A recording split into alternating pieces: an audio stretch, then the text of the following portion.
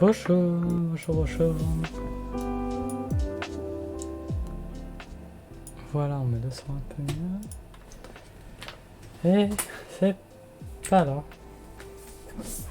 Et c'est parti pour un nouvel épisode de un chapitre de plus. Toujours en train de lire Musée serré de Jean-Christophe Granger. Reprise au chapitre 18. Dans l'épisode précédent, on a eu les deux flics qui ont commencé à faire équipe et à... Comment on dit, suivre plusieurs pistes intéressantes. Et là, ils vont interroger les gosses en voyant si Volokin a plus de chance. Chapitre 18.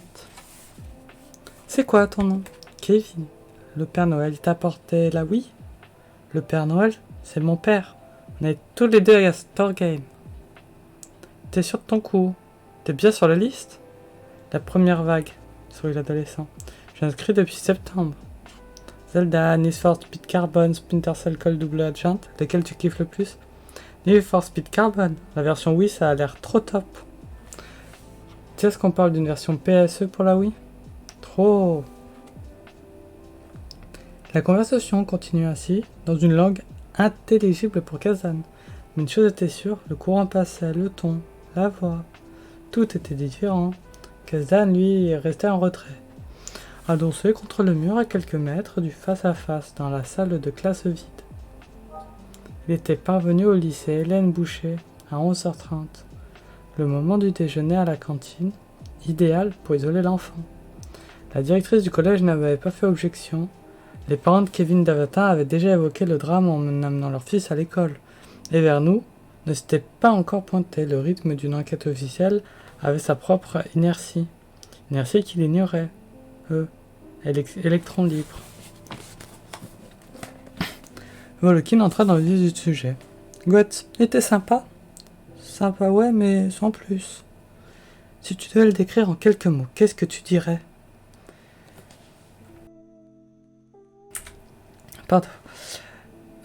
Kazan laissa son collègue à son audition. Il remonta le couloir. Il doutait que Volo obtiendrait plus de résultats que lui-même, malgré son ton de complicité. Mais peut-être surprendrait-il une faille, un détail, qui trahirait l'enfant témoin ou l'enfant coupable. Il descendit l'escalier. Ils étaient au premier étage.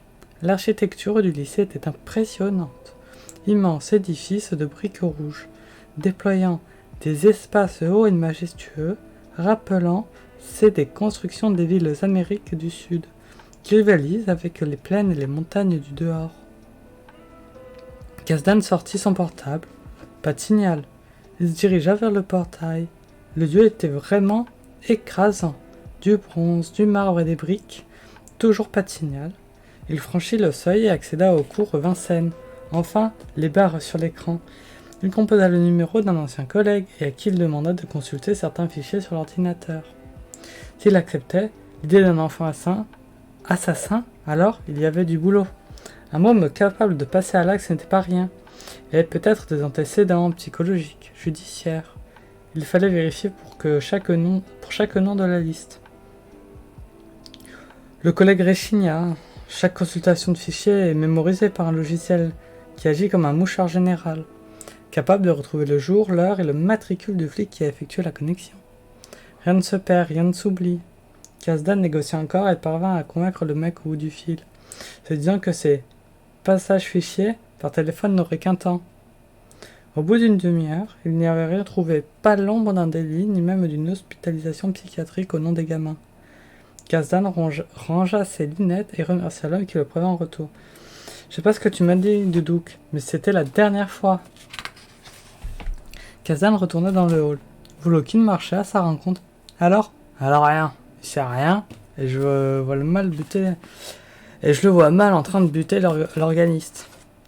L'Arménien ne put retenir un sourire. Le chien fou reprit. Quel est le prochain? Passe rive gauche, David Simonien, 10 ans, lycée Montaigne, dans le 6e arrondissement. Ils filèrent jusqu'à la place de la Nation, empruntèrent le boulevard Diderot, le descendaient jusqu'au pont d'Austerlitz. Sur l'autre rive, ils remontaient les quais en direction de Notre-Dame.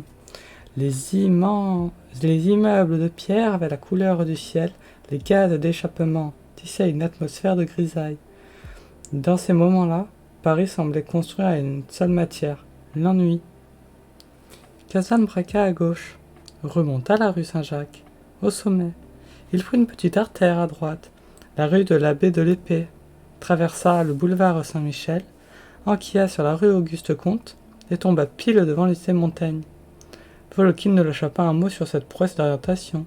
Il savait, comme Kazan, que n'importe quel flic peut se reconvertir en chauffeur de taxi à la fin de sa carrière. Au sein de l'établissement, même manège, présentation d'une carte invalide, bluff sur la soi-disant enquête officielle, un coup de fil, un seul, du proviseur aux parents ou à la PJ, et ils étaient tous morts. Mais on allait chercher David Simonien, en plein repas et on le plaça dans le réfectoire.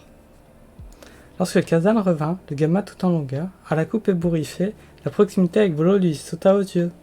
Il avait l'air d'appartenir au même groupe de rock. Il s'exilait une nouvelle fois. Il voulait si un autre truc, si Goethe était bien un pédophile criminel.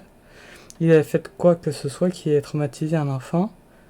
Et lui inspirait une vengeance. Alors il fallait au bout du raisonnement. L'enfant assassin pouvait appartenir à une autre chorale, celle de Notre-Dame du Rosaire. Il repartait à zéro et rappela le père Starsilas. Il s'était juré d'aller lui rendre visite en personne, mais il ne voulait pas lâcher Volo. On verrait plus tard. Docilement, le père lui dicta la liste de ses choristes.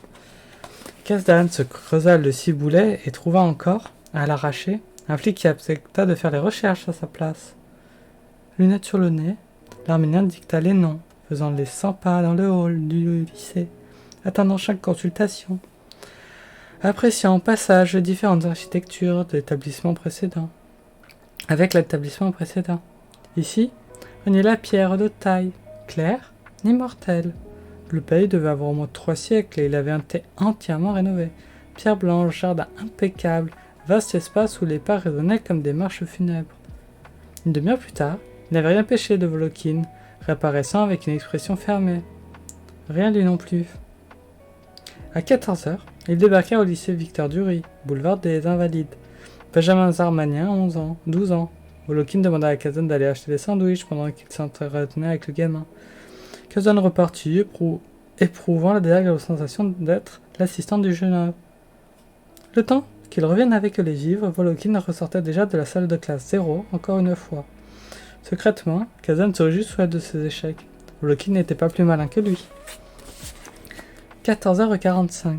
Brian Zarosien. Lycée Jacques Decour, avenue du Truden, 9e arrondissement. Chou blanc. 15h30. À Roux-Zacarien, l'école Jean Jaurès, rue Cavet, 18e arrondissement. Que dalle. Kazdan assistait maintenant Volokhin durant chaque interview.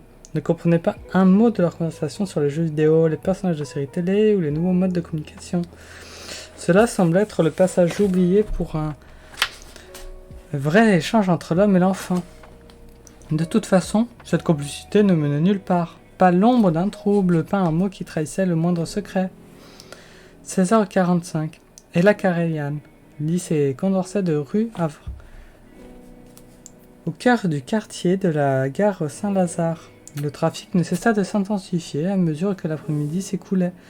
Les deux partenaires s'effondraient dans un carcan de pierres et de bagnoles. Bredouille, encore une fois. À 18h, il ne restait qu'un enfant à interroger. Timothée Avedikian, 13 ans, à Bagnolet. 18h, la nuit était tombée. Avec les embouteillages, c'est que leur fin de journée était grillée. Ils filèrent tout de même. Dans une enquête, on n'a pas achevé une liste revient à... Dans une enquête, ne pas achever une liste revient à ne pas l'avoir recommencée. Volokhin ne desserrait plus les dents. Kazan se demanda si cette journée stérile expliquait son cafard ou si les effets du manque se faisaient sentir. Porte de Bagnolet. Kazan se risqua à sonder l'orage. Qu'est-ce que t'en penses ? Rien. Ils sont opaques ou innocents, tout simplement. Ils sillonnèrent Bagnolet, banlieue terne, banlieue noire, comme englués dans du goudron. Timothée Avedikian avait déjà quitté l'étude. Kazan avait son adresse, il rejoignait le pavillon rue Paul Vaillant-Couturier. Une fois les présentations effectuées avec la famille, Volokhin commença à cuisiner le gosse. L'Arménien s'installa dans le jardin, sous une vieille balançoire déglinguée. Redoutant que les parents viennent lui demander des précisions, la mauvaise humeur de Volokhin l'avait contaminé. La colère surtout montait en lui. Que foutait-il ici ? Il avait gâché une journée, au nom d'un mirage.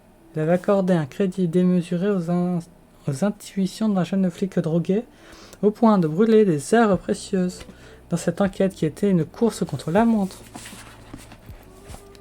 Kazan était d'autant plus furieux qu'il tenait une autre voie, la piste politique.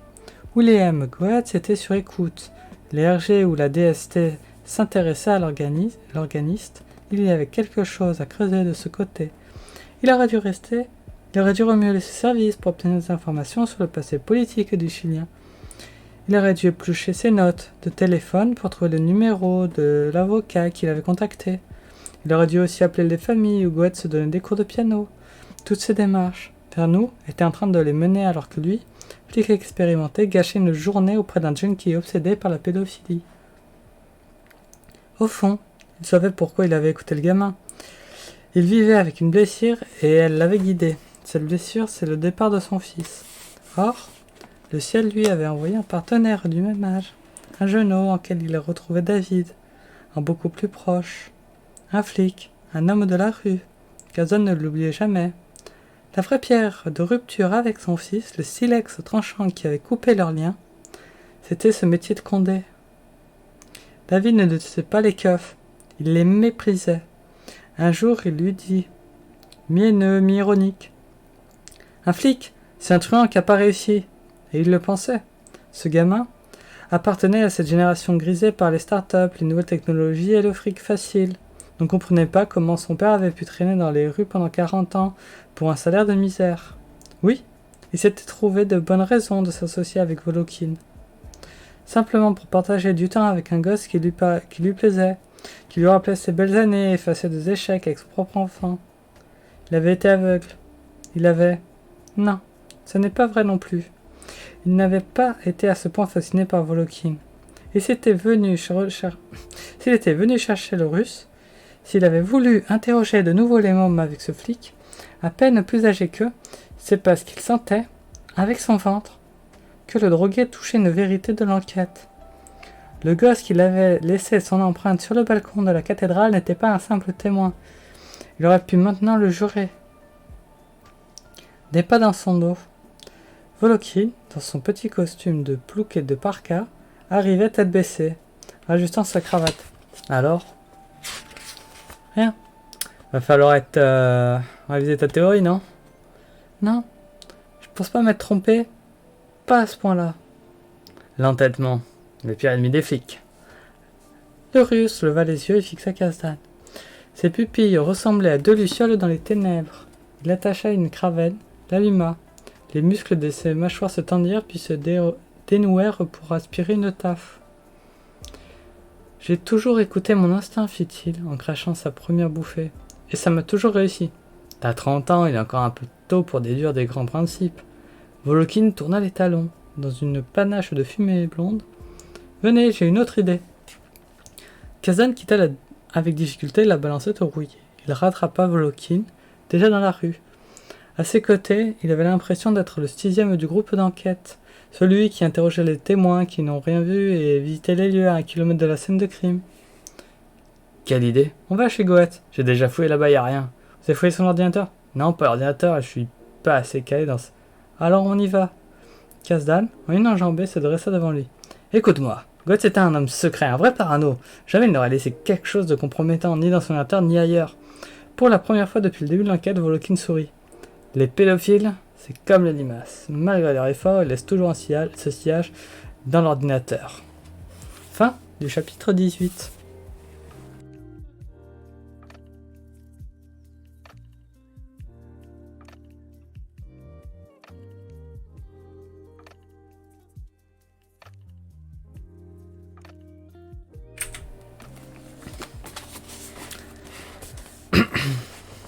Chapitre 19.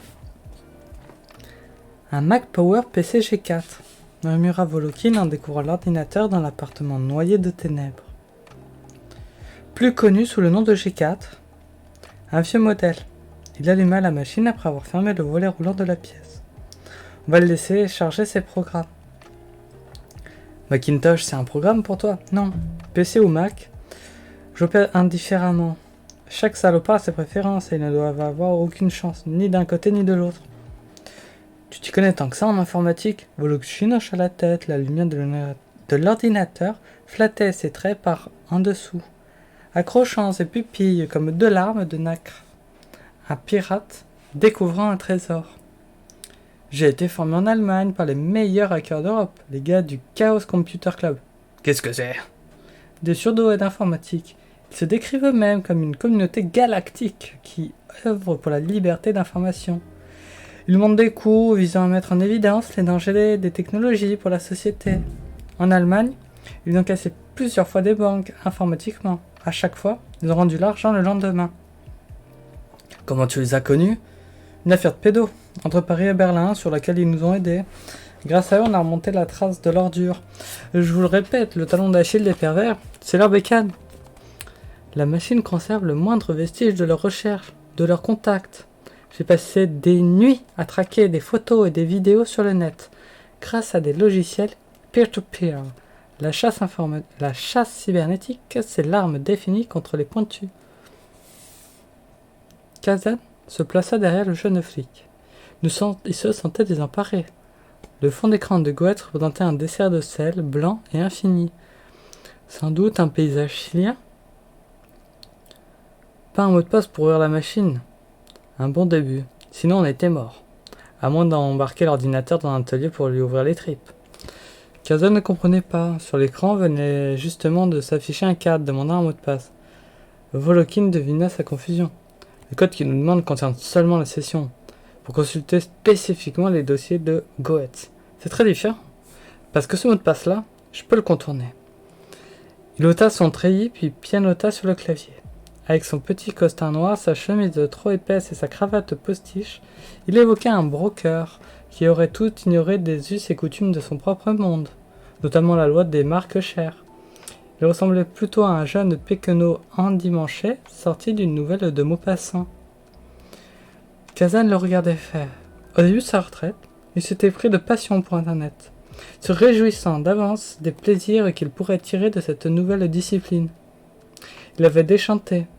Le monde du web s'était révélé une sorte de fast-food de l'information superficielle, étanchée à toute nuance, toute profondeur. Une machine aliénante, comme disaient les marxistes. Aujourd'hui, il contenait de commander ses livres et ses DVD sur le réseau, l'utilisant comme le bon vieux Minitel de jadis.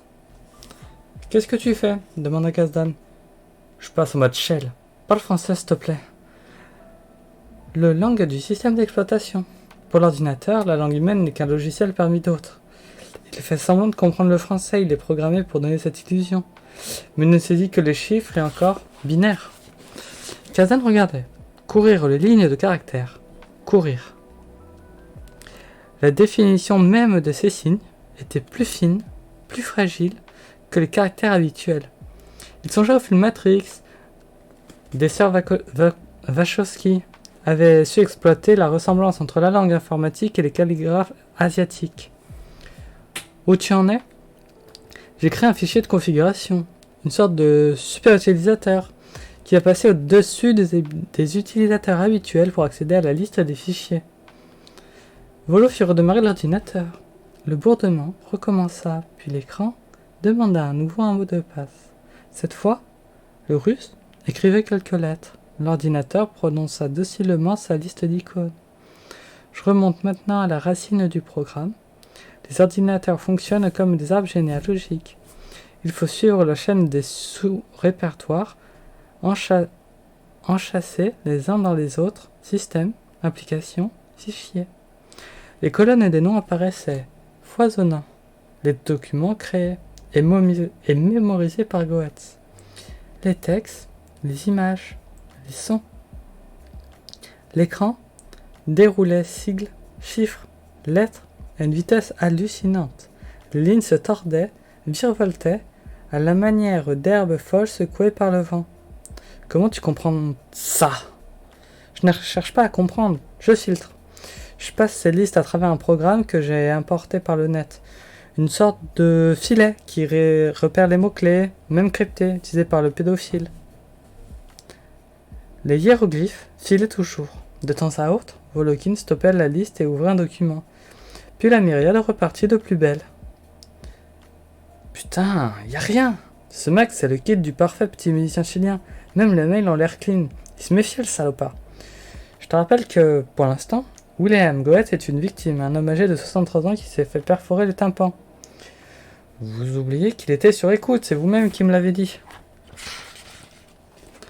On ne sait pas vraiment par qui, ni pourquoi. Y a que toi qui ai décrété que Goetz était un pervers sexuel. Volokin fait de nouveau claquer les touches. On veut passer aux consultations internet. En général, c'est une mine d'or. En admettant que Goetz ait consulté des sites pédophiles. Il aurait aussitôt effacé l'historique de ces manipulations, non? Bien sûr. Mais sur un ordinateur, rien ne s'efface. C'est une chose impossible, vous comprenez? Non. Accorder cette fonction aux utilisateurs impliquerait de leur révéler, indirectement, les rouages fondamentaux du système, le code initial. Ceux-ci qui permettent de créer un disque dur. Or, ce code est un des secrets les mieux gardés au monde, sinon n'importe quel kidam pourrait créer son propre disque et il n'y aurait plus de marché informatique. Dans un ordinateur, tout se passe en surface. On donne l'impression à l'utilisateur qu'il efface ses données, mais c'est seulement une concession accordée à sa petite logique humaine.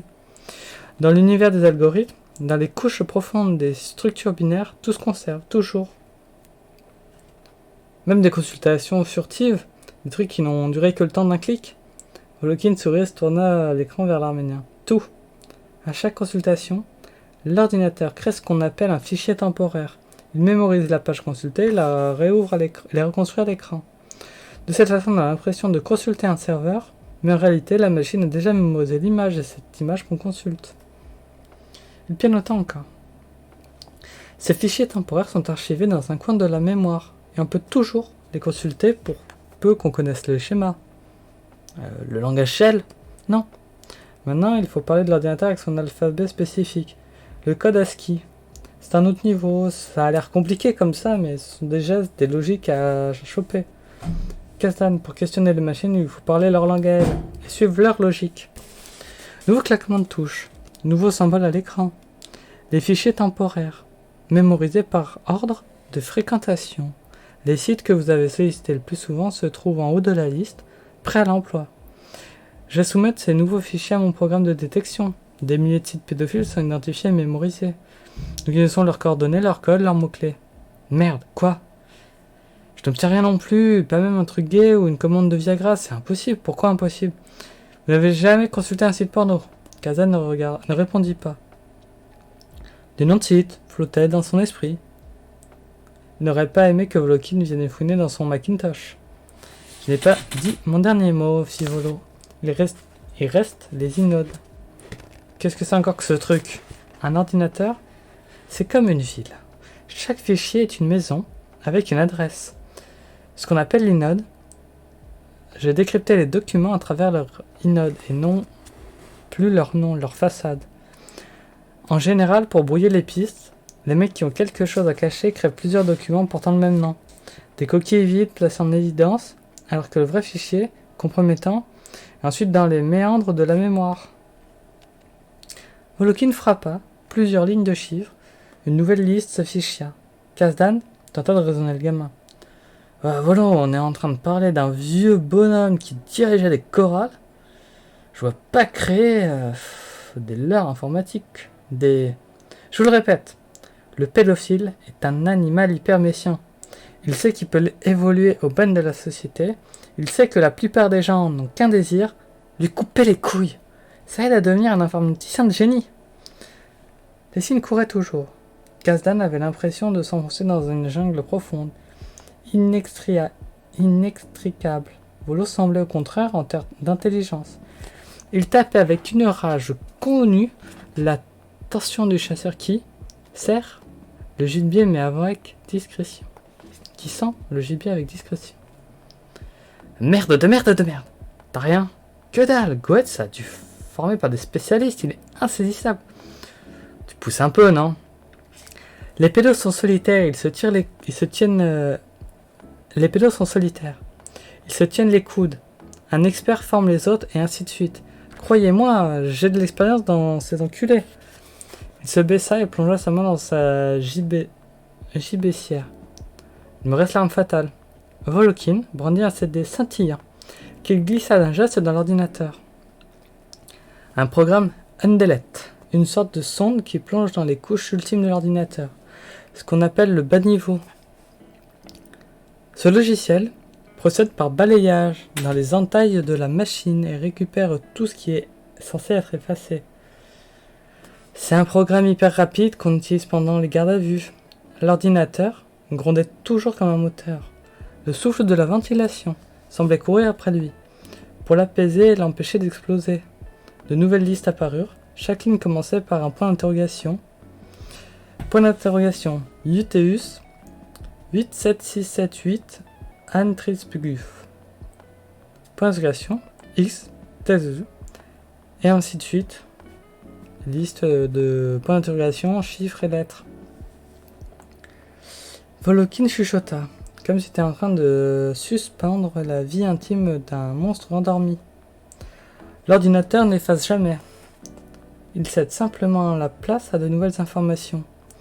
Pour dégager cet espace, il écrase le fichier précédent en oculant sa première lettre. D'où les points d'interrogation. La suite de l'intitulé reste le même, ce qui nous permet de les reconnaître facilement. Kazan regardait les lignes toujours initiées par point d'interrogation. Il ne voyait pas ce qu'on pouvait retrouver dans ce charabia, mais le gamin semblait sûr de lui. Les secondes s'écoulaient, scandées par le moteur. L'arménien demanda, lui aussi à voix basse, « Qu'est-ce que tu repères ?» Toujours la même merde inoffensive. Goethe, c'était Saint-Willem. C'est possible, non? Cet homme pouvait simplement occuper son temps entre les chorales et les souvenirs de son pays, même s'il avait des pratiques bizarres avec son amant. Kazan, vous êtes plus âgé que moi. Connaissez la nature humaine. William Goethe était homosexuel. Nasser n'était pas son premier mec, ni le seul. Les PD sont chauds comme des baraques à frites. Or, il n'y a ici aucune trace du moindre contact. Je ne vois qu'une seule explication.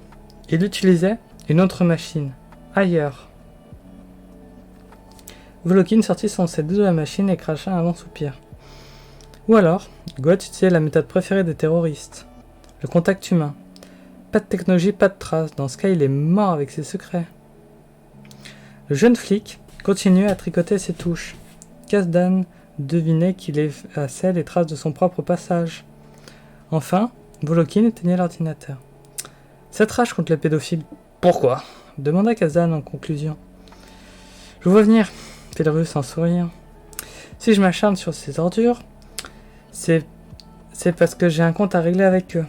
Le petit orphelin qui s'est passé à la casserole dans son enfance. Ce n'est pas le cas. Eh non, désolé de vous décevoir. J'ai pas rigolé tous les jours chez les prêtres, mais je n'ai jamais eu ce genre de problème. Volokin bouscula sa gibecière et se leva. Je vais vous dire, les traumatismes qui m'ont bouleversé, ils s'appellent viol, fissure anale, torture, infection, meurtre, suicide. Ils sont entassés dans les archives de la BPM. Les traumatismes sont tous ces mômes que je connais pas, sous toutes les latitudes qu'on force à faire des trucs dégueulasses. Des trucs qu'ils ne comprennent pas. Des trucs qui détruisent leur monde à eux. Et les laissent en miettes quand ce n'est pas tout simplement mort. Pour traquer les enculés qui leur ont fait ça, je n'ai pas besoin de passer par la case vécu. Il suffit que je pense à ces gosses. Kazdan conserva le silence. Il était d'accord, bien sûr, mais il savait aussi, par expérience, que lorsqu'un homme met ses tripes sur la table, c'est qu'il possède une raison légitime de le faire. Il ouvrit le store, roulant, et désigna la porte d'entrée. Et si on retournait interroger Nassir, le gitan de Goethe? Un bon vieux face-à-face à l'ancienne avec un être humain, des mots humains, et si besoin est, quelques bonnes baffes humaines.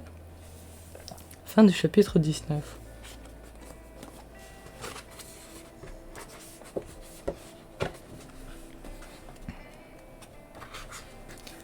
Chapitre 20.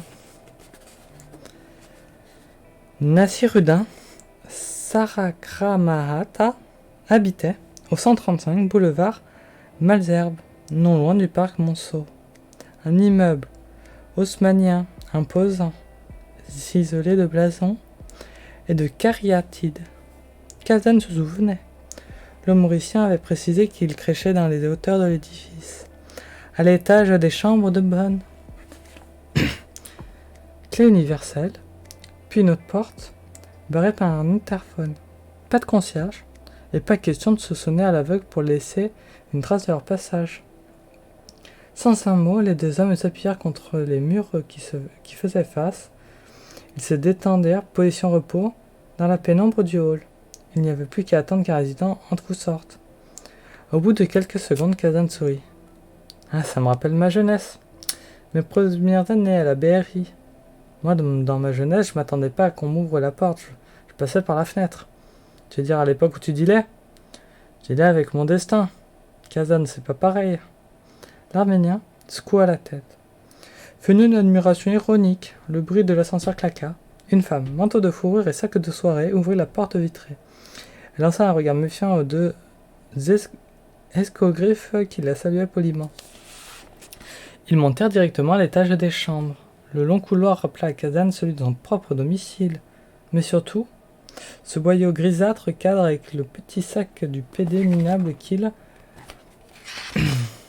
avait fouillé avec répugnance. Tout ici était à l'aube de cette vie misérable.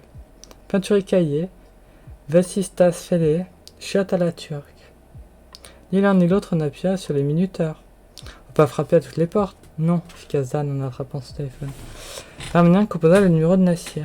Dans le silence d'un couloir, une frêle sonnerie retentit. Le signe de la tête, Kazdan invita Volokin à lui emboîter le pas. Ils avancèrent dans le noir, passèrent sous deux lucarnes, frôlèrent le bruit assourdi d'une télé. Une voix passait au téléphone, en langue asiatique, et toujours la sonnerie qui les guidait. Nassir ne décrochait pas. Il avançait encore, les rêves bleutés de la nuit, filtrant les vasistas, ressemblaient à des traits de lac barrant un tableau sombre. Enfin, ils parvinrent à la porte. Derrière, le portable sonnait. Pourquoi le petit PD ne répondait pas ? L'Arménien frappa. « Nassir, ouvre, c'est Kazdan. » Pas de réponse. La sonnerie s'obstinait. « Ouvre, putain, ou j'enfonce la porte !» L'Arménien connaissait sa voix, contenait sa voix.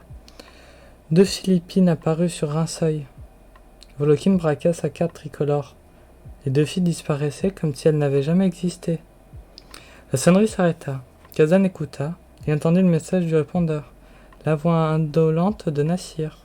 Au fond de son cerveau, cette voix agit comme un signal. Sans se concerter, les deux hommes dégainèrent. Kazdan se plaça face à la porte, alors que Volokin se plaquait contre le mur côté droit, arme au poing. Un coup de pied, pas de résultat. Un autre. La porte s'arracha de ses gonds et revint en force. Kazdan s'est déjà tourné sur le côté pour encaisser le retour d'un coup d'épaule. Il s'engouffre dans la piaule, Six sourire devant lui, Volokin sur ses talons. La première chose qu'il voit est l'inscription sur le plafond maraude. « Délivre-moi du sang, le Dieu de mon salut, et ma langue proclamera ta justice. » La deuxième chose est le corps assis sur le sol de Thomet, déjà raide. Le mine minable, aussi froid que le mur de plâtre qui le soutenait. La troisième chose qu'il apercevait est la balafre qui déchire son visage. On lui a ouvert les commissures de lèvres d'une oreille à l'autre, tranchant ses chairs en un rictus immonde. Un souvenir lui revint. Une mutilation particulière, réservée aux balances dans les prisons. Les sourires tunisiens. Une lame glissait dans la bouche, ouvrant la joue d'un seul coup. Tchac ! Ici, le sourire s'ouvre des deux côtés. Un clown monstrueux. La quatrième chose qu'il repéra est le filet de sang qui a coulé de l'oreille gauche de la victime. Nassir a la tête légèrement tournée de côté, un trois quarts figé, verni, exhibant cette clarté sinistre de la peau refroidie. Le minet a été tué comme son micheton, par les tympans. Kazdan comprend qu'un tueur, enfant ou non, est en train de se faire une série, en éliminant les noms d'une liste connue de lui-même. Bougez-vous, Kazdan. On respire pas ici et on peut pas s'éterniser. L'Arménien lance un regard circulaire. Le gamin a raison. La pièce ne doit pas excéder 5 mètres carrés et se tient au centre, occupant tout l'espace avec ses 110 kilos. Filez-moi des gants. Volokin, à genoux, près du corps, lui enseigne une paire de gants de chirurgien. Kazdan les enfila. Le visage brûlant, la sueur s'écrase au bout de ses doigts. Il se baissa et attrapa le poing serré de Nassir. Il parvint à ouvrir les doigts crispés du mort. À l'intérieur, du sang. Un caillot de sang. De l'index, il tâte la masse noirâtre. Non, pas un caillot. Un organe. Kazdan saisit l'objet et le faisait rouler dans sa paume gantée. C'est la langue sectionnée de Nassir. Kazdan leva les yeux. Les lettres écrites avec la langue en guise de pinceau. Délivre-moi du sang, Dieu de mon salut, et ma langue proclamera ta justice. Fin du chapitre 20.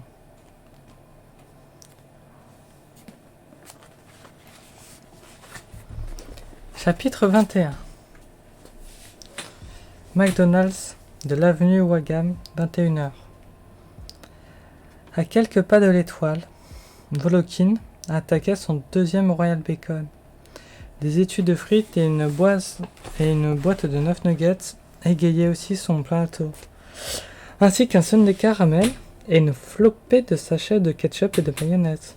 Au centre trônait un Coca-Cola, taille maximale. Le môme pataugeait là-dedans comme un bébé gorgé de son auge. Comme un bébé goré dans son auge. Kazdan contemplait le tableau. Plutôt sidéré, il n'avait pris qu'un café. Il avait le cuir dur, mais n'avait jamais réussi à se départir au contact des cadavres. D'un malaise, d'un questionnement, qui le emporta à un morceau chaque fois. Volokin semblait appartenir à une autre espèce. Le spectacle de la mort le laissait indifférent. L'Arménien soupçonnait même que le Maccabée l'avait mis en appétit. Le Russe surprit son regard. « Je sais pas comment vous faites avec votre carcasse, vous bouffez rien ?» Kazdan ignora la réflexion et dit « J'ai perdu assez de temps avec toi. Ta journée est terminée, nous n'avons rien trouvé et le meurtre de Nassir coupe court à tes conneries. Pourquoi ? Tes hypothèses d'enfant tueur me semblaient absurdes, mais je pouvais, à l'extrême rigueur, imaginer un gamin violé, privé de tout repère, éliminant son tortionnaire. Et encore, il fallait mettre de côté la méthode du meurtre. Une technique trop sophistiquée pour un gosse. Maintenant, avec ce deuxième meurtre, il est clair qu'il s'agit d'une fausse piste. Parce que le gosse pourrait tuer un violeur et pas deux. Je vois pas un gamin mener une enquête, retrouver l'amant de Goetz, monter chez lui, l'amadouer puis lui percer les tympans. Et lui couper la langue. Trop c'est trop, tu piges ? Volokin plongea son sandwich dans une flaque rosâtre, mélangeait monde de ketchup et de mayonnaise. De son autre main, il attrapa une poignée de frites. Vous n'avez pas remarqué l'écriture ? Quoi, l'écriture ? L'inscription, des lettres rondes et appliquées. L'écriture d'un enfant. Je veux plus entendre tes conneries, vous avez tort. C'est toi qui as tort. Nous avons interrogé une deuxième fois les enfants de la chorale, on n'a rien obtenu. Ces gamins sont innocents. Le Russe ouvrit la boîte de nuggets, puis décapsula la boîte de sauce barbecue. Cela, peut-être. Mais Goetz dirigeait d'autres chorales. J'ai vérifié aussi les antécédents des chanteurs de la chorale de Notre-Dame-Rosaire, à laquelle le petit Tanguy Wiesel appartenait. Aucun gosse n'a un casier ni d'antécédents psychiatriques. Nous avons affaire à des mômes parfaitement normaux dans un moment parfaitement normal. Putain, il faut prendre une autre voie. Kazdan but une goulée de café, aucun goût. Il se demanda si on ne lui avait pas refilé un thé par erreur. Il sentait placé au fond d'un box, près d'une poubelle, à ouverture pivotante. Autour d'eux se levait le brouhaha standard d'un fast-food.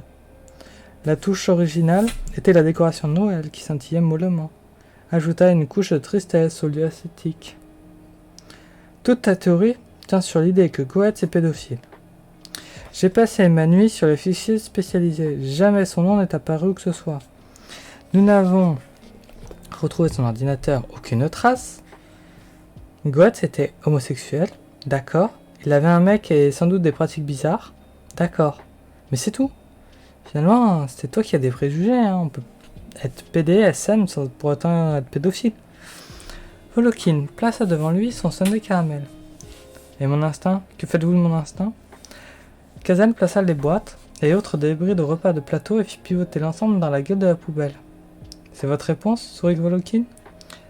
Armenia planta son regard dans les iris d'une jeune flic. Le pire dans tout ça, c'est que j'aurais peut-être pu éviter le meurtre de Nassir. Si j'étais retourné interroger plus tôt, Kazdan, vous n'y croyez pas vous-même, vous avez fini votre sermon? C'est toi qui as fini. Ton dîner, ton enquête. Je te ramène à dinde froide. Le jeune russe ne répondit pas. Il jouait tranquillement de sa cuillère en plastique dans la crème du... Le jeune russe ne répondit pas. Il jouait tranquillement de sa cuillère en plastique dans la crème de son sundae.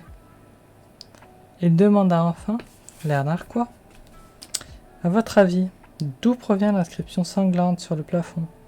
Aucune idée. C'est un extrait de Miserere. Le chant? Avant d'être un chant, le Miserere est un psaume. Le psaume 51 ou 50. Ça dépend de quelle notion on parle. Hébraïque ou romaine. Dans la littérature chrétienne, cette prière est un must. On la prononce le plus souvent dans les offices du matin. C'est la prière du rachat, l'appel au pardon. Les rares ordres monastiques qui pratiquent encore les flagellations, comme les rédemptoristes, se fouettent en récitant la Miserere, pour se purifier encore et encore. Plus loin dans le texte, il y a un passage qui dit « Lave-moi, je serai plus blanc que neige ». Kazan scrutait le jeune homme famélique, mélange contradictoire d'énergie et de maladie, de maigreur et d'appétit dantesque, un homme qui semblait d'une extrême vulnérabilité mais qui aurait pu le neutraliser en une seconde, lui, et le tuer à main nue la seconde suivante. « Comment tu sais tout ça ?» Lisant d'école religieuse, j'ai bouffé du curé jusqu'à plus soif. Tout à coup, Kazan se souvint de sa conversation inexplicable l'avant-veille, lorsqu'il écoutait le Miserere au casque. Ce sang jouait un rôle dans l'affaire. Il s'est surpris à demander « À ton avis, pourquoi le tueur a-t-il inscrit cet extrait sur ce mur? C'est un don. » Un don? Le tueur s'est vengé, mais il a fait preuve de miséricorde. En écrivant ces mots sur le mur, il implore le Seigneur de pardonner à Nassir. À mon avis, le tueur est religieux. Il croit en la vertu sacrée des mots. Vous savez, pour celui qui a la foi, la prière est un signal envoyé à Dieu, mais c'est aussi un signal qui contient Dieu. Écrire ces mots, c'est déjà faire naître le pardon. Pourquoi n'y avait-il pas d'inscription sur la scène du crime de Goethe? Le tueur a peut-être été surpris, il n'a peut-être pas eu le temps de finir le boulot. Ou bien il considère que Goethe ne mérite pas le pardon alors que le petit Nassir si. L'enfer pour l'un, le purgatoire pour l'autre. On doit gratter encore, Kazdan. Si je te ramenais pas à la dinde froide, que ferais-tu ce soir? Je l'aurais servi des disparus, rue du château des Rentiers, voir s'il n'y a pas eu d'autres disparitions d'enfants dans le siège de Goethe. Depuis qu'il est en France, parmi toutes les chorales qu'il a dirigées. Ensuite, je foncerai à la BPM, vérifier le pédigré de tous les petits chanteurs de toutes les chorales. Je l'ai déjà fait, j'ai rien trouvé. Vous avez vérifié pour Saint Jean-Baptiste et Notre-Dame. Il n'en reste, si je me souviens bien, Saint Thomas d'Aquin et Notre-Dame de Lorette. De plus, vous avez vérifié par téléphone. Moi, je veux passer les archives au peigne fin. Rien ne vaut une bonne recherche dans des cartons. C'est tout? Non, j'appellerai toutes les familles chez qui Goethe donnait des cours de piano. Puis je checkerai le profil de chaque mot. Je chercherai aussi le dossier d'enquête de Tanguy Wiesel. À mon avis, la BPM a une copie. Je fouillerai dans le passé de Goethe, côté Chili. C'est impossible, je vous explique, Kazan, mais je sais que le mec n'est pas clair. Tu ne dors donc jamais? Rarement. Et c'est pas moi qui décide. En revanche, vous, je vous conseille de rentrer tranquillement chez vous et de peaufiner votre culture. En matière religieuse, en matière criminelle, les enfants tueurs cherchent sur le net. Vous verrez qu'il ne s'agit pas d'une aberration. J'ai 30 ans, mais c'est vous le bleu. Il y a un silence. Kazan réfléchissait. Devait-il encore donner une chance au gamin? Volokin lui répondit, comme par télépathie. Donnez-moi encore cette nuit et une autre journée. Laissez-moi vous prouver que j'ai raison. Les deux mecs qui ont péché, et ce péché concerne les enfants. Mes couilles sur la table. Kazan attrapa son cellulaire. Qui appelez-vous? Vers nous. Faut que quelqu'un fasse le ménage boulevard Malzerbe. Fin du chapitre 21. Alors, un petit chapitre de plus. C'est parti pour le chapitre 22. Service des disparitions, brigade de répression de la délinquance contre la personne. Rue du Château des Rentiers, 13e arrondissement. Au cœur de cet étrange bâtiment, construit en 2001, Volo évoluait comme un chasseur au solitaire. Il contemplait les archives des disparus, dans des tiroirs métalliques, étroits et profonds. Ce seraient des milliers de fichiers, cartonnés de différentes couleurs. Chaque couleur pour une année, chaque fichier pour une personne disparue. Les fichiers étaient classés, par ordre alphabétique, portant le signement du disparu ainsi qu'une photo. Volo se frotta les mains avec satisfaction. De bonnes vieilles archives à feuilleter, fouiller et éplucher. Il respira, à peine, à plein poumon, l'atmosphère saturée de poussière, puis ouvrit le premier tiroir. Pardon. Sous l'éclairage des rampes. Attaquant le boulot, une partie de son cerveau se concentra alors que l'autre devait déchiffrer d'autres pensées. 24 heures de plus sans calme. Chaque pas, chaque minute l'éloignait un peu plus de l'abîme. Trou béant, genre cyclone, au fond de sa propre chair. Il ramait sur sa pauvre barque pour s'éloigner de la bonde géante qui ne cessait de l'attirer. Une boule orange et noire qui le brûlait en son centre et l'appelait sans relâcher. Every drink is like a setting sun. Dans la journée, il avait eu 2 crises. 2 virages distincts de manque. La première, en route vers Bagnolet, une torsion, une flamme l'avait traversé, du coccyx à la nuque. Il avait cru que ses organes allaient éclater, alors que sa colonne vertébrale se tordait, et avec elle la moelle épinière de sa myriade de nerfs. Il avait étouffé un cri dans sa gorge. Il a ouvert la fenêtre et respiré un grand coup, comptait les secondes. La deuxième, la crise était survenue sur la route de retour. Apathie totale, nerfs plombés, léthargie agissant comme un ciment frais qui prenait au fond de son corps. Dans ces moments-là, lever la main était mission impossible. La moindre pensée d'avenir relevait de l'utopie. Les yeux glacés sur ses tympans et, dans une horrible morsure d'estomac.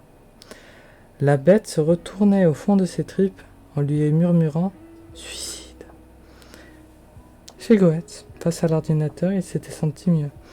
Malgré son nez qui coulait, malgré ses nausées, et cette pensée chaleureuse, derrière les autres pensées se mouvant, derrière chaque mouvement. Il ne prenait rien. Le temps qu'il passait était une douleur, mais c'était du temps clean. La présence de Kazdan le rassurait aussi. Il sentait que le gros nounours avait aussi ses secrets, mais son âge, son calme, sa masse, avait quelque chose de réconfortant. Et surtout, il sentait que le vieil Arménien avait besoin de lui. Cela renforçait sa propre énergie de vivre, à s'accrocher, à se battre. Kazdan avait besoin de lui pour sa jeunesse, son énergie et son électricité. Mais aussi pour sa connaissance des vies humaines. L'Arménien était trop carré pour cette enquête. Volo n'avait pas ce genre de problème. Il était lui-même un être tordu, vicieux, corrompu. Un junkie, un menteur, un voleur, instable. Jamais à l'heure à un rendez-vous, jamais fidèle à une parole. Un zombie à qui il était impossible de faire confiance, un mec qui bandait seulement quand il voyait un dealer. En ce sens, il était comme ceux qu'il pourchassait, la racaille, les malfrats, les pourris de tout pourri. Des êtres centrés sur un noyau obscur, déviant, illégal. Il pouvait prévoir leurs réflexes, leurs pensées, leur logique. Parce qu'il était eux. Son taux d'élucidation record, il le devait à ce fait. Il était un criminel parmi d'autres. Il n'y a pas de meilleur chasseur que celui qui chasse les siens. Volo feuilletait toujours les fichiers. Une partie de sa conscience lisait chaque date, chaque âge, chaque signalement. En même temps, sa vie de junkie défilait avec ses souvenirs et ses cauchemars. Amsterdam, 1995, au fond d'un squat, quand ses compagnons de défense s'étaient aperçus qu'un des leurs faisait une overdose, ils n'avaient aucune idée. Se débarrasser du corps. Pas de cadavre, pas d'emmerde. Mais c'était une idée molle, informe, une idée de camé. C'était lui, Volo.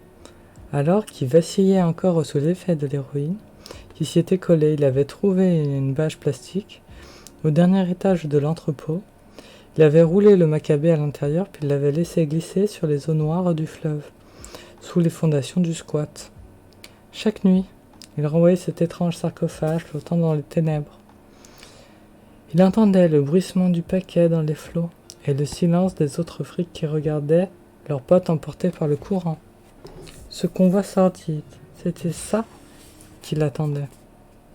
Tous, morts, anonymes, glauques, dégueulasses, qui surviendraient demain ou dans quelques années.